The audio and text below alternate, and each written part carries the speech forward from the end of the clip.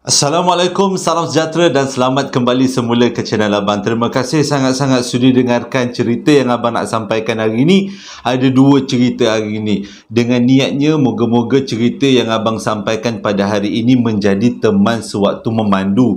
Sebab cerita ni akan ditayangkan pada hari perayaan Deepavali. Jadi pada waktu tu hari Isnin. Jadi ada juga yang tak lanjutkan cuti. Jadi dengan kata lain, boleh gunakan cerita Abang ni dalam perjalanan. Moga-moga tak adalah ngantuk sangat. Jadi tanpa membuang masa, marilah kita sama-sama berdoa kepada Allah Ta'ala. Moga-moga kita dipanjangkan umur oleh Allah, dimurahkan rezeki, diberikan kesihatan yang baik, dipermudahkan segala urusan oleh Allah Ta'ala, dan diberikan kerahmatan dunia dan di akhirat untuk mak ayah kita.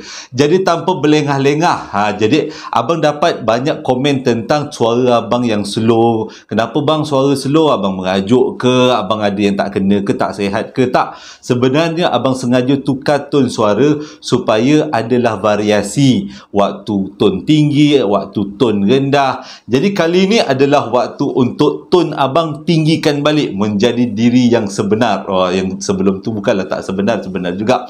Jadi tanpa membuang masa, jom kita teruskan dengan cerita yang pertama. Abang dapatkan cerita yang pertama ni daripada panggilan telefon. Disampaikan oleh seorang pakcik, namanya Abang lupa, kalau tak silap Abang, namanya Ghazali lah, lebih kurang macam tu. Jadi pakcik ni berumur 56 tahun. Dia kata ini bukan pengalaman dia, tapi pengalaman atuk dia masa muda. Jadi dengan kata lain, ini adalah cerita yang betul-betul emas. Berlaku pada tahun 1916. Dia punya lamanya tu. Masa mula-mula Abang dapat panggilan telefon daripada Pakcik Ghazali dan Abang dengar cerita dia, Abang rasa tolonglah cerita ni boleh dijadikan filem. Sebab lain daripada yang lain. Hari tu Abang tengok cerita Tablis Iblis. Okeylah, disebabkan Abang ni tak berapa nak berani, jadi tengok cerita tu macam seram juga. Okey, kita teruskan kepada cerita. Cerita dia macam ni. Pada tahun 1916, perkara ni berlaku dekat Perak. Dekat daerah mana Abang terpaksa sembunyikan atas permintaan daripada Pakcik Ghazali. Perkara ni berlaku pada tahun 1916. Pada waktu tu, semua anak remaja memang menjadi kebiasaan tidur dekat surau atau masjid. Sebab situlah tempat anak remaja lelaki akan berkumpul dan diorang dilatih untuk mendalami ilmu-ilmu agama. Itu pada tahun tu. Jadi dia kata dekat kampung tu, boleh dikatakan yang belum berkahwin, semua anak remaja lelaki tidur dekat surau. Okey, banyak kali juga Abang dengar perkara ni. Jadi dia kata yang tidur dekat rumah dengan mak ayah adalah adik-beradik perempuan saja. Pada waktu tu juga, kebanyakan daripada rumah-rumah orang Melayu tak banyak bilik. Jadi bilik dikhaskan untuk anak-anak perempuan. Yang lelaki tidur dekat beranda ataupun dekat surau. Dekat surau lebih elok lah, dia kata banyak orang, banyak anak-anak muda. Jadi dekat situ, atuk kepada Pakcik Ghazali ni dinamakan Udin. Udin adalah nama panggilan dia masa dekat kampung. Pada waktu tu Udin berumur 16 tahun dan dia memang ada beberapa orang kawan baik yang sama-sama tidur dekat surau, umur pun dekat-dekat. Salah seorangnya adalah Salam. Disebabkan diorang ni memang tidur dekat surau, diorang diajar tentang ilmu-ilmu agama Islam. Jadi dengan kata lain, anak-anak remaja pada waktu tu pandai berzanji, pandai baca Quran, tak kurang juga pandai menguruskan, nak sebut tengah-tengah malam pukul 2 pagi ni, jenazah. Slow sikit. Seram. Jadi dia kata itu adalah memang pendidikan yang diberikan pada orang-orang kampung untuk anak-anak muda sebagai generasi penerus. Jadi dengan kata lain, budak-budak pada waktu tu memang pandai dalam bidang agama dan juga bidang-bidang fiqh. Okey. Tapi dia kata bukan semua anak-anak remaja memang rela untuk tidur dekat surau atau masjid. Mengikut ceritanya, walaupun Udin dengan Salam memang kawan baik tidur kat masjid, tapi diorang ada lagi seorang kawan baik yang namanya Aduk.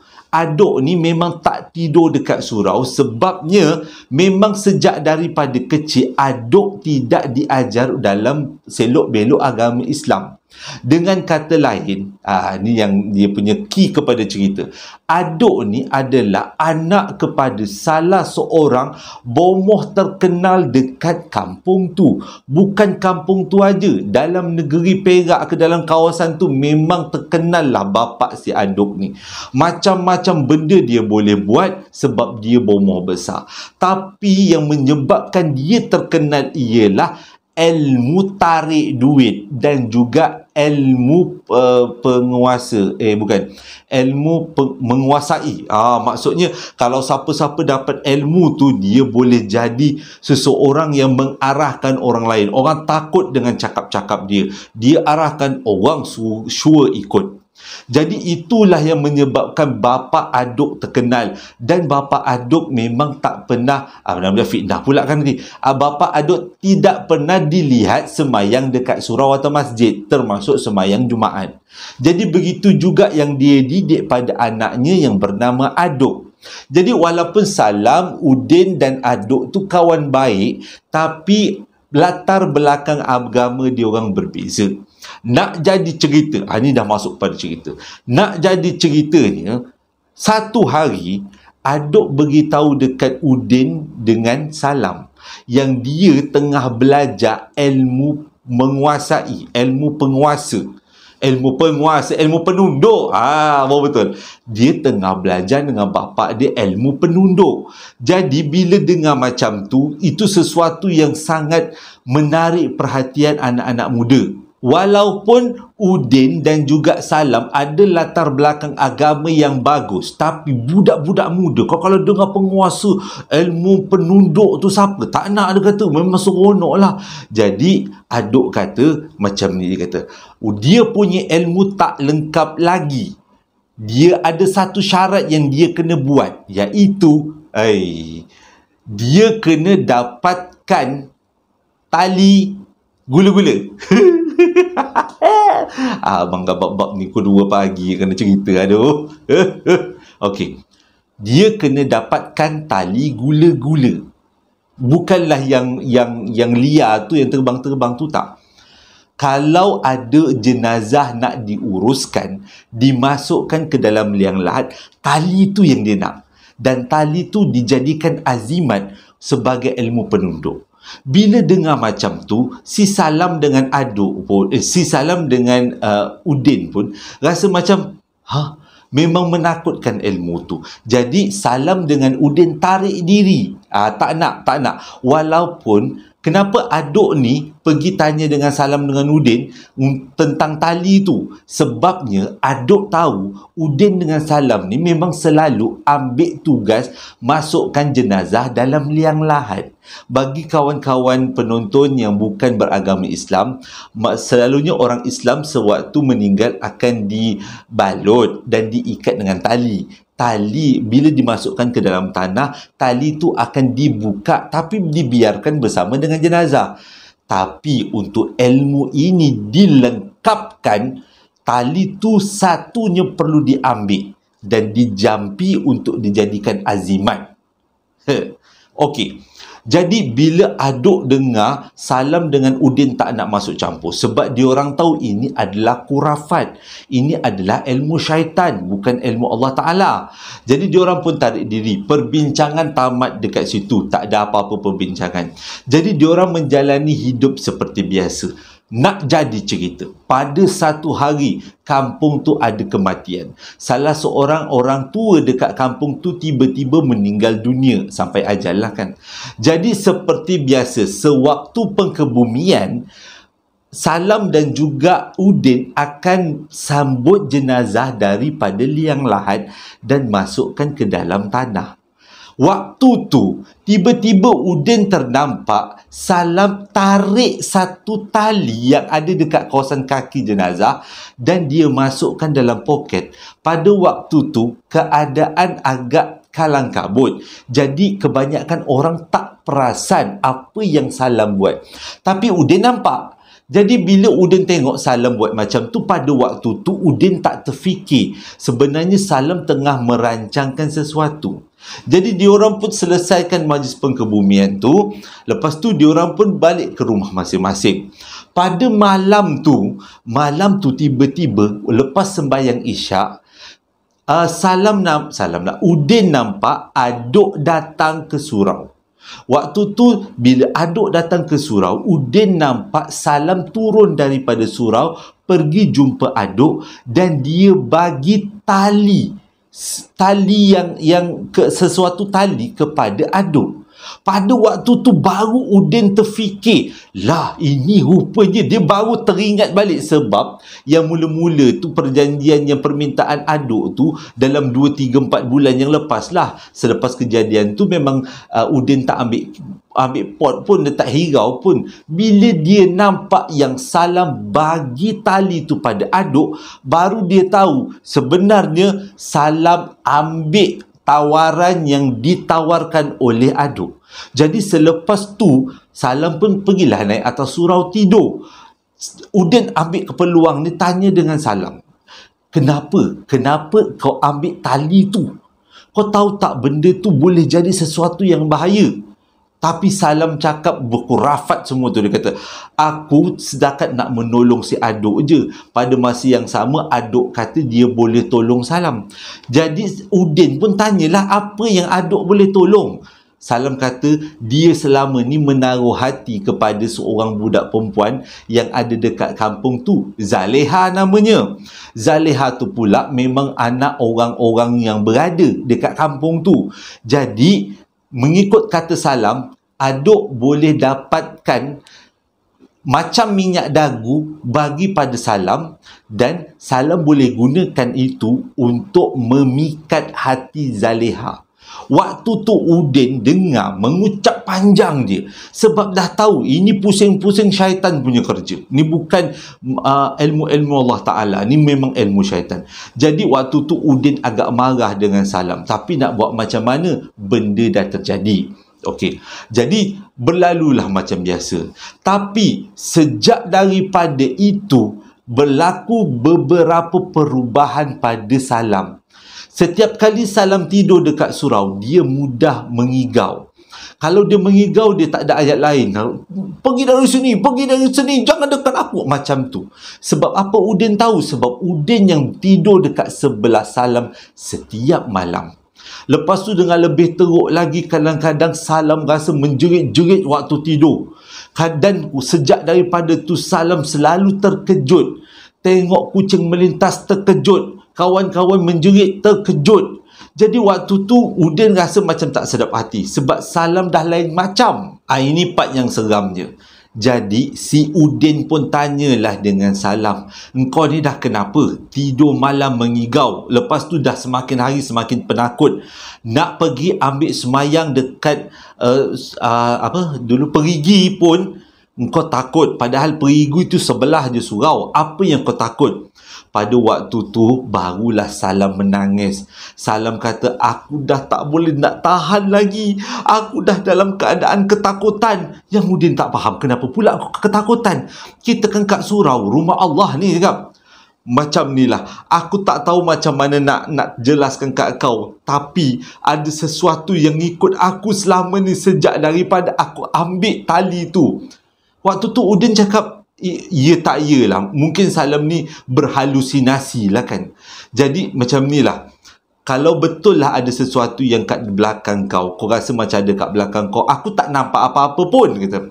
Macam ni lah Salam kata. Salam ambil tangan Udin, dia letakkan tangan Udin dekat bahu dia. Waktu tu baru Udin nampak dalam lebih kurang jarak 5 ke 10 meter dekat belakang Salam, ada yang berdiri menunggu Salam.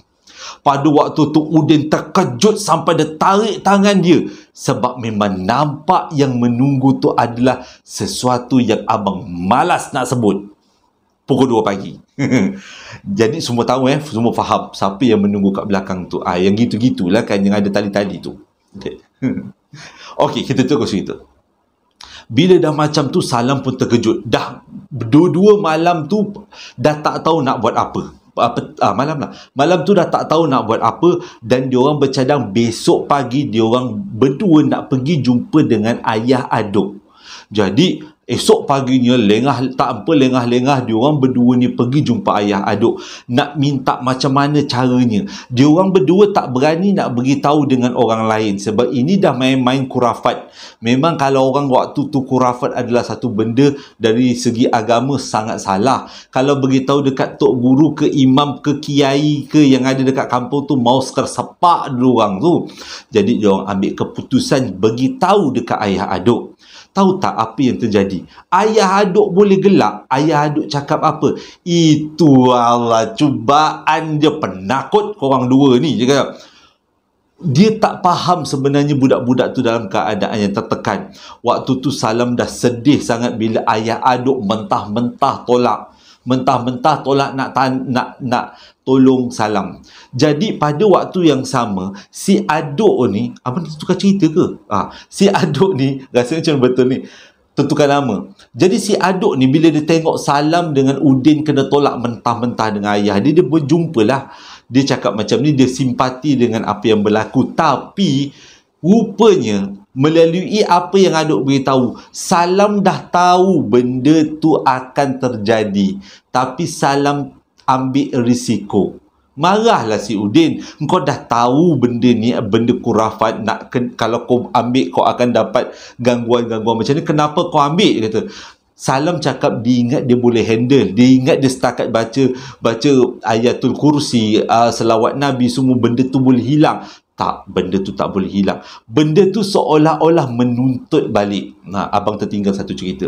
Sewaktu Udin dan juga Salam jumpa dengan ayah Aduk, dia tanya ada tak cara macam mana nak biarkan benda ni putus. Maksudnya jangan biarkan benda tu ikut balik, ikut kepada Salam. Bapa Aduk cakap apa? Ada, tali tu perlu dipulangkan balik, ditanam di kubur tempat dia diambil. Tapi yang jadi masalahnya, tali tu dah dibakar, dijadikan abu dan dijadikan azimat masuk pula dalam badan si Aduk. Memang tak adalah tali tu, memang tak cari tang mana. Kalau dapat pun abu tu dikeluarkan daripada badan Aduk, abu tu dah tak dikira. Tapi yang dia nak dipulangkan tu tali. Pada masa yang sama, Aduk memang tak nak serahkan apa yang dia dimasukkan dalam badan dia. Jadi, diorang pun balik dalam keadaan yang stres. Sejak daripada tu, keadaan Salam makin hari makin teruk. Dia punya sawan dia dulu, masa awal-awal siang je terjerit-jerit. Waktu tidur terjerit-jerit. Tapi sekarang ni, waktu malam ke, waktu siang ke, keadaan Salam makin teruk. Udin tak kena ganggu, tapi yang kena ganggu adalah Salam sebab dia yang ambil. Jadi keadaan makin teruk menyebabkan Salam tak lagi tidur dekat surau. Mak bapak dia bawa balik rumah. Dan keadaan Salam makin hari makin teruk dan sampai terpaksa panggil orang-orang alim dan berubatlah Salam. Salam ni kalau sekarang ni dia kata bunyinya macam sawan. Keadaan Salam tu menjerit-jerit, terkejut, menjerit, menangis, minta maaf sampai mak bapak dia dah tak tahu nak buat apa. Mesti korang macam kecewa lah kesudahan cerita ni. Kesudahannya adalah Salam meninggal. Salam meninggal dalam keadaan yang sangat tragik. Dia punya keadaan jenazah dia roh dia meninggalkan badan dalam keadaan muka dia sangat terkejut, sangat takut. Sian, kata Aduk, mengikut ceritanya lah, kesian tengok jenazahnya. Sampai kesudah si Udin tak bagi tahu dengan keluarga atau siapa-siapa yang berkenaan dengan Salam. Dia simpan rahsia ni sampai ke akhir hayat dia, dan sampai dia meninggal dia ceritakan benda ni pada anak dia. Hanya anak, cucu dan keluarga dia saja yang tahu tentang ni. Jadi ada sedikit lagi yang tertinggal. Sewaktu Salam sakit sawan banyak kali, dipanggillah seorang orang alim untuk mengubat. Dan tapi pada masa yang sama rupanya orang alim tu cakap dia tak boleh nak buat apa sebab Salam dah tahu perjanjian, tapi Salam tetap buat juga. Tak boleh nak buat apa. Okey. Akhirnya Salam meninggal dunia. Jadi Udin meneruskan kehidupan dia. Ni pun dah masuk part-part yang abang tak suka. Jadi dia kata sejak daripada Salam meninggal, dia tutup mulut, dia tak nak beritahu siapa-siapa tentang berita ni, tentang apa sebenarnya yang berlaku. Sebab dia kata biarlah benda tu tersimpan, tapi apa yang dia simpan memberi kesan pada hidup dia. Dalam beberapa peristiwa, kalau tak silap abang, pada hari terakhir kenduri arwah dekat rumah Salam, waktu tu Udin ada dekat rumah, dia tengah tidur.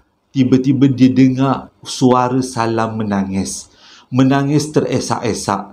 Sampaikan dia rasa tak boleh tidur, ketakutan dia.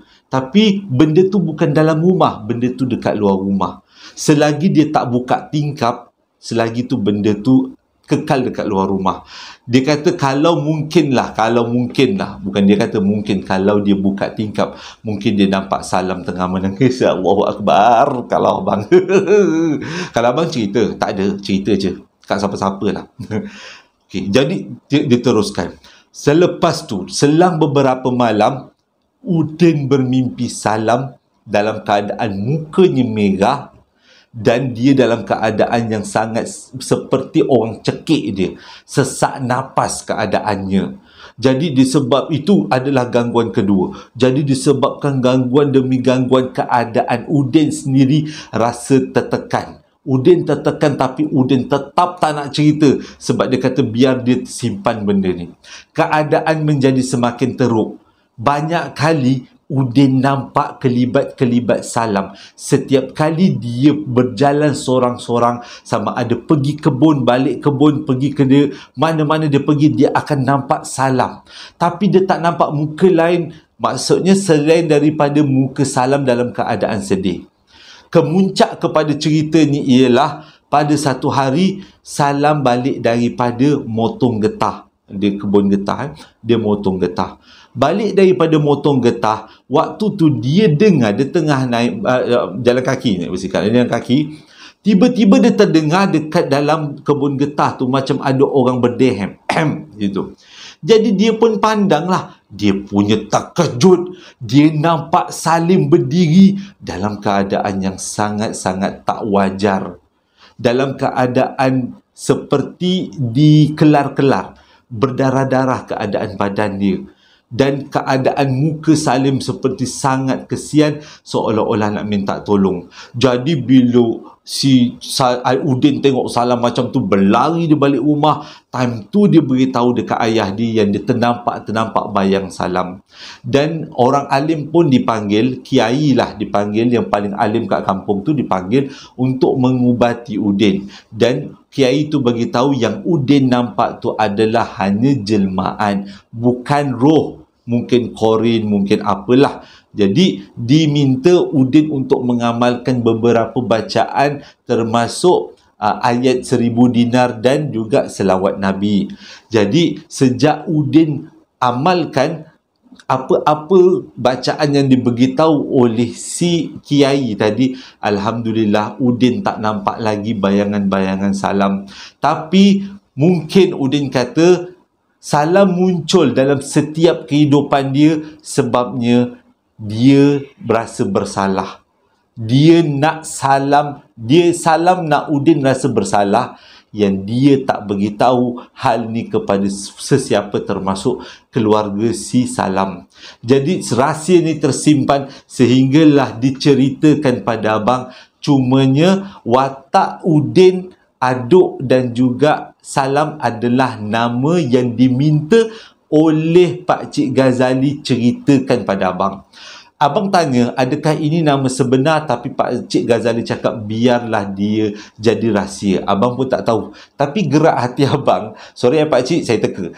Gerak hati abang adalah, ini nama sebenar tapi ditukar. Mungkin atuk kepada Pak Cik Ghazali bernama Salam, yang anak bomoh tu bernama Udin. Macam itulah ditukar-tukarkan. Tapi abang rasa ketiga-tiga ni nama sebenar. Jadi pengajarannya adalah kat sini, jangan terlibat dengan ilmu-ilmu yang bukan-bukan. Parah lagi-lagi kalau melibatkan jenazah-jenazah ni kan. Cerita yang kedua berlaku pada tahun 2010 dekat Gombak. Dia ceritakan kepada abang oleh seorang perempuan yang bernama Lia. Ini adalah nama sebenar. Lia kata kejadian ni berlaku pada umur dia 12 tahun. Pada waktu tu dia kata dia ada 5, bukan pada waktu tu sampai sekarang lah kan. Dia ada 5 orang adik-beradik. Dia yang paling bongsu, perempuan satu-satunya. Jadi dia kata rumah dia ni boleh tahan besar. Jadi dia ada bilik sendiri. Anak perempuan kan, seorang pula tu. Dan bilik dia memang dekat dengan bilik mak ayah dia. Dekat kawasan-kawasan bawah, tingkat pertama, dekat kawasan dapur. Dia kata rumahnya 2 tingkat. Kejadian ni bermula pada satu malam. Waktu Lia tengah tidur, mesti ada yang pelik kan cerita ni. Abang cerita gangguan dulu. Nanti abang ceritakan apa. Maaflah meloncat-loncat cerita. Ulang balik. Okay. Ceritanya bermula pada satu malam, Lia waktu tu tengah tidur. Waktu dia layan-layan mata dia tengah tidur tu, tiba-tiba dia dengar macam ada orang bernapas. Jadi dia buka lah mata. Dalam keadaan samar-samar gelap, tiba-tiba dia nampak ada seorang lelaki macam keadaannya patah riuk dan dia punya nafas dia agak laju. Pada waktu tu, Lia ingat itu macam setakat angan-angan, bayangan-bayangan. Dia gosoklah mata. Dia gosok mata sekali, tengok memang betul yang depan dia adalah seorang lelaki dalam keadaan badan berdarah dan tangannya agak patah-patah. Waktu tu tak ambil masa panjang, dia terus menjerit. Waktu tu dia kata, dia menjerit sekuat-kuatnya. Bila dia menjerit, mak bapak dia, abang-abang dia pun datanglah ke bilik dia. Yang paling cepat datang adalah mak ayah dia. Jadi bila mak ayah dia masuk, dia waktu tu memang dalam keadaan ketakutan. Dia kata memang dia dah nangis berjurai-jurai. Tapi bila mak dia jerit je, benda tu hilang. Tapi memang dia nampak itu adalah sosok, dah masuk Indonesia punya bahasa, adalah badan seorang lelaki yang patah riuk tapi berdarah-darah. Dia tak tahu mana datangnya. Selama ni rumah dia tak ada pun gangguan. Bila mak ayah dia tengok anak perempuan nangis tu, jadi mak ayahnya pun bawalah si anak perempuan, si Lia ni, dia bawa masuk bilik dia. Cakap malam ni Lia tidur atas katil dengan mama baba tidur bawah. Jadi dia kata malam tu dia tidurlah dekat bilik mak dia. Tak ada masalah, okey je. Lebih kurang pukul 5 pagi. Sebelum tu, waktu dia tidur dekat bilik mak ayah dia tu, lebih kurang pukul 1 pagi, sempatlah dia juga dengan mak ayah dia berborak. Waktu tu mak ayah dia berborak sebab risaukan abang longnya yang tak sampai-sampai Gombak lagi daripada Melaka sebab cuti. Jadi selalunya cuti abang long dia tu akan datang balik daripada Melaka balik Gombak. Tapi drive daripada pukul 9 tadi tak sampai-sampai, mungkin jam dia kata. Jadi Lia waktu tu terdengar-dengarlah apa benda yang mak ayah dia cerita. Sambil-sambil tu si ayah ni tanya dengan Lia, apa yang Lia nampak. Lia beritahu je lah waktu tu umur 12 tahun. Dia kata dia nampak begitu, begini, begitu, begini. Jadi bapak dia kata jangan takutlah, itu semua bayangan. Jadi lebih kurang pukul 5 pagi, tiba-tiba rumah dia agak kecoh dan kalang kabut. Bila Lia buka mata, rupanya mak ayah dia tak ada dekat katil, tak ada dekat dalam bilik tu. Mak ayah dia pun ada kat ruang tamu. Dengar suara lah kat ruang tamu. Lia pun berlari ke ruang tamu. Dah tu dia tanya dengan mak ayah dia apa yang berlaku. Rupanya mak ayah dia dapat panggilan. Abang long dia yang dipanggil Along, accident. Jadi ada dekat hospital sekarang. Hospital Kuala Lumpur lah. Lebih kurang lah hospital Kuala Lumpur ke hospital Gombak ke. Jadi diorang ni bergegas. Kata Lia malam tu bergegas pagi tu pergi hospital. Tapi Alhamdulillah abang dia menjadi pesakit luar. Keadaan abang dia tak teruk. Cumanya yang teruk adalah orang yang menjadi mangsa kemalangan kali ini, iaitu seorang lelaki. Dia meninggal. Dan dia meninggal dekat dengan kereta abang dia. Dengan kata lain, waktu kejadian banyak kereta terlibat dalam kemalangan tu. Cumanya yang meninggal adalah seorang lelaki. Dan orang lelaki tu meninggal sebab dilanggar lori. Cuba selamatkan diri, dilanggar lori. Siapa tahu-tahu cerita ni boleh komen-komen kat bawah. Berlaku dekat Gombak. Jadi dia kata, okey, tak adalah, tak ada masalah lah benda tu. Dia kata dia tengok abang dia selamat, dia orang pun bawa balik rumah abang dia sebab abang dia tak ada apa-apa. Tapi sejak abang dia balik rumah, keadaan abang dia pelik. Abang dia nampak macam seolah-olah macam bersalah, risau, gundah. Jadi bila dia tengok keadaan abang dia macam tu, mak bapak dia pun tengok dalam keadaan yang kesian tengok anak sulung dia macam tu. Jadi mereka sekeluarga ni bawalah si abang dia tadi pergi berubat. Jadi waktu berubat tu, orang tu beritahu mungkin abang dia ni terkena badi mayat. Mungkin sebabnya mayat tu memang mati dekat dengan kereta abang dia. Okey. Jadi okeylah, bila dah tahu keadaan macam tu, dibawa balik rumah abang dia dan dimandikan, diselawatkan, dibuatlah macam-macam upacara supaya abang dia tu kuat semangat balik. Tapi masalahnya bukan abang dia aja yang diganggu. Sejak daripada tu, rumah diorang jadi semakin suram, kata Lia. Kadang-kadang dalam luar rumah dengar macam ada orang berjalan-jalan.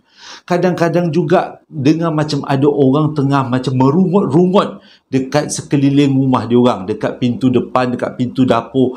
Bila buka pintu tak ada apa-apa. Dan kejadian makin teruk bila satu malam, waktu pukul 3 pagi, rumah dia orang diketuk pintu, dong, digedang kuat-kuat.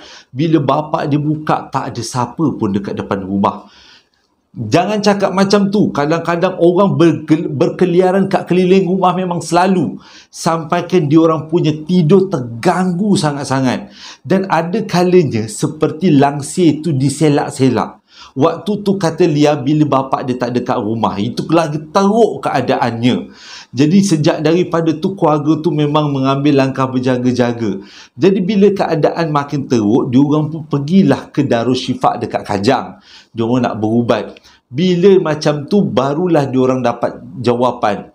Mengikut perubatan Darussyifak, rupanya mereka ni diganggu dengan makhluk alam sebelah yang mengambil kesempatan di atas abang dia ni yang dalam keadaan yang tak berapa nak stabil. Jadi salah satu teknik perubatan untuk memulihkan abang dia adalah pihak Darussyifak bagi daun bidara dan minta abang dia dimandikan dengan daun bidara dalam 3 hari berturut-turut waktu maghrib. Okey. Jadi mak dia ni bila tengok dapat arahan daripada tukang perubat macam tu, mak dia lah yang bertanggungjawab. Memang nak menolong anak dia ni untuk cepat-cepat pulih. Bila proses pertama kali mandikan tak ada apa-apa. Kali kedua mandikan tak ada apa-apa. Hari ketiga dimandikan abang dia menggunakan daun bidara. Malam tu ada kejadian pelik. Iaitu lebih kurang pukul 3 pagi. Selalunya gangguan tu ada dekat luar rumah kan. Tapi pada malam tu, start daripada pukul 2 ke 3 pagi, gangguan tu ada dalam rumah. Dengar orang berjalan-jalan, dengar orang bercakap-cakap macam rungut-rungut. Lepas tu dengar macam ada orang berbisik-bisik. Bukan Lia je yang dengar. Bapa dia dengar, abang-abang dia semua dengar. Sampaikan dia orang semua tak berani untuk tidur bilik masing-masing. Lia dengan bapa dia tidur satu bilik. Abang-abang dia yang lelaki 4 orang tidur satu bilik. Memang dia orang kata sampaikan si abang long dia ni terpaksa cuti tanpa gaji. Ambil cuti tanpa gaji. Sorry. Cuti untuk berubat. Jadi bila malam tu, satu malam mereka semua diganggu. Yang paling teruk Lia kata adalah bunyi orang berjalan-jalan dalam rumah. Padahal masing-masing dekat dalam bilik. Tapi luar rumah ada orang berjalan. Jadi bila besok paginya, bapa dia tak tahan, bapa dia panggil Darussyifak dan Darussyifak pun buatlah upacara untuk memagar rumah. Bila rumah tu dipagar, bapa dia sempat juga nanya-nanya dengan ustaz tu, ada ke makhluk yang duduk berkeliaran dekat sini, dekat dalam ni? Rupanya ustaz tu pun bocor rahsia. Sewaktu dia pagar rumah tu, dia kata dia nampak seseorang yang ada di tepi rumah. Iaitu seorang lelaki sekian badan, sekian tinggi, sekian rupa. Dan bila ustaz tu balik, Bapa dia cerita dekat keluarga ni yang siapa yang mengganggu diorang sekeluarga. Punyalah Lia terkejut bila bapa dia beritahu bentuk macam mana rupa makhluk tu sama macam yang dia nampak dekat pintu dia pada malam tu. Jadi mungkin benda yang sama. Jadi yang menjadi pertanda tanya sampai sekarang, adakah benda tu berpunca daripada kemalangan tapi diorang semua yakin itu adalah sejenis badi mayat.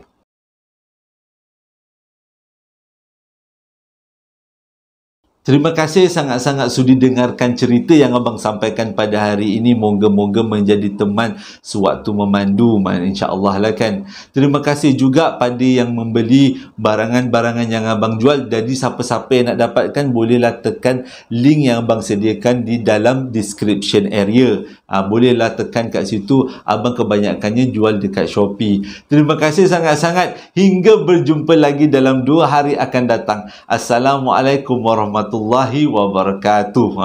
Kat 3 pagi habis cerita.